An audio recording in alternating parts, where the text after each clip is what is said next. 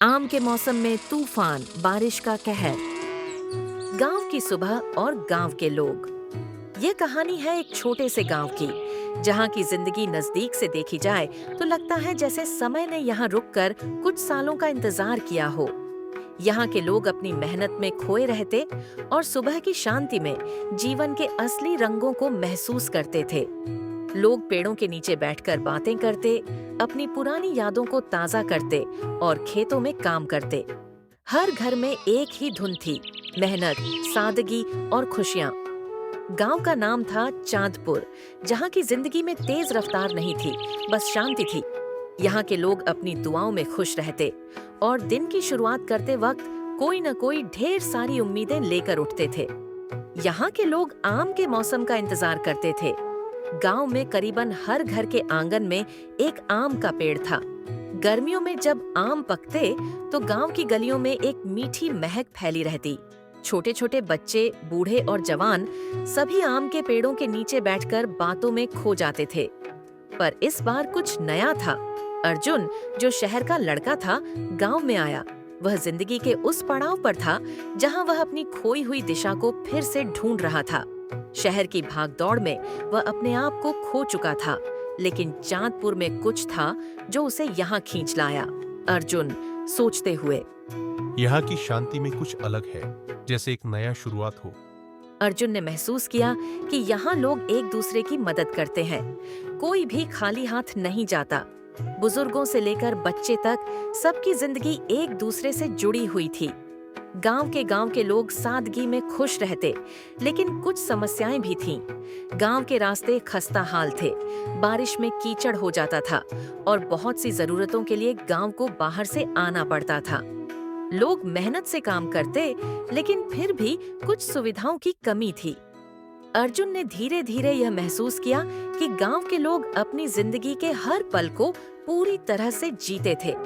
उनकी एक दूसरे के प्रति मदद और सच्चाई ने उसे खुद को नए तरीके से देखने का मौका दिया। यहाँ के लोग किसी भी मुसीबत से हारते नहीं थे, वे उसे एक अवसर मानते थे। लेकिन एक दिन गांव में कुछ ऐसा होने वाला था जो सबकी जिंदगी को बदल देगा।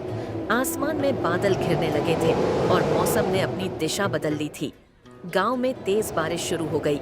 ये कोई साधारण बारिश नहीं थी, ये एक तूफान था। आकाश में गड़गड़ाहट और हवा की तीव्रता ने गांव में हड़कंप मचा दिया। आम के पेड़ों की शाखें झुकने लगीं और लोग डर के साथ अपने घरों में छुपने लगे। अर्जुन भीगते हुए, सोचते हुए, ये क्या हो रहा है? ये तो बहुत ज्यादा है। लेकिन अर्जुन ने देखा कि गांव के लोग डर नहीं रहे थे। वे सब एक साथ मिलकर तूफान का सामना करने के लिए तैयार हो गए थे। घरों की छतों को मजबूती से पकड़ लिया गया।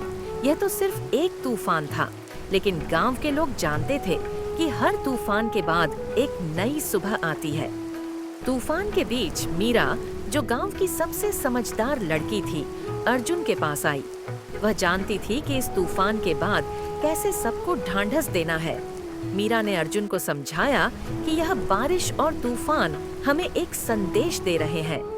मीरा अर्जुन से, अर्जुन, तूफान और बारिश हमें ये सिखाते हैं कि किसी भी मुश्किल का सामना करने के बाद ही हम अपनी असली ताकत को पहचान पाते हैं। ये गांव भी पहले से कहीं ज्यादा मजबूत होगा और हम सब मिलकर इसे फिर से सजाएंगे। तो तुम कह रही हो कि इस तूफान में कुछ अच्छा छिपा है? हाँ अर्जुन, तूफान और बारिश हमें ये सिखाते हैं कि हर कठिनाई के बाद हमें और भी ज्यादा ताकत मिलती है। ये सिर्फ एक मुसीबत नहीं, एक मौका है अपने सपनों को हासिल करने का। तूफान के बाद जैसे ही बारिश थमी और सूरज ने अपनी किरणें दिखाई, अर्जुन ने देखा कि गांव के लोग फिर से अपनी जगह पर खड़े हैं। खेतों में पानी कम हो गया था और गांव की जिंदगी फिर से अपनी रफ्तार में लौट आई थी। अर्जुन ने इस तूफान से यह सीखा कि जब तक हम अपनी मेहनत और इरादों पर विश्वास रखते हैं, कोई भी मुश्किल हमें नहीं तोड़ सकती। गांव के लोग अपनी समस्याओं को एक अवसर की तरह लेते हैं और यही उनकी असली ताकत है।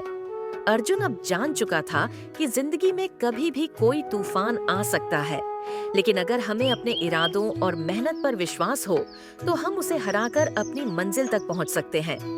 और इस तरह गांव चांदपुर के लोग और अर्जुन दोनों ने साथ मिलकर एक नया सूरज देखा, एक सूरज जो हर कठिनाई के बाद और भी तेज चमकता है। यह कहानी अब गांव के जीवन को और अधिक विस्तार से दर्शाती है, जिसमें अर्जुन का बदलाव और गांव के लोगों की एकजुटता दिखाई जाती है। कहानी के अंत में एक मजबूत और प्रेरणादायक संदेश है।